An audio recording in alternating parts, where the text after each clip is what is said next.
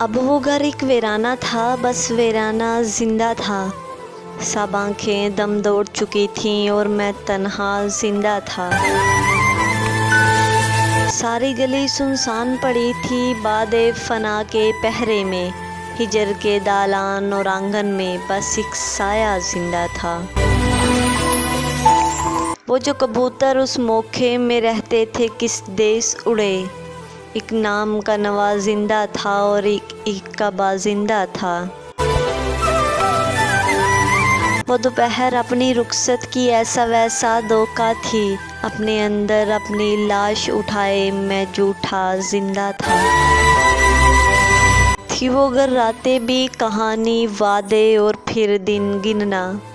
आना था जाने वाले को जाने वाला जिंदा था। दस्तक देने वाले भी थे, दस्तक सुनने वाले भी। था आबाद महल्ला सारा, हर दरवाज़ा जिंदा था। पीले पत्तों को सपहर की वहशत पुरसा देती थी। आंगन में एक औंधे गड़े पर बस एक कौवा जिंदा था।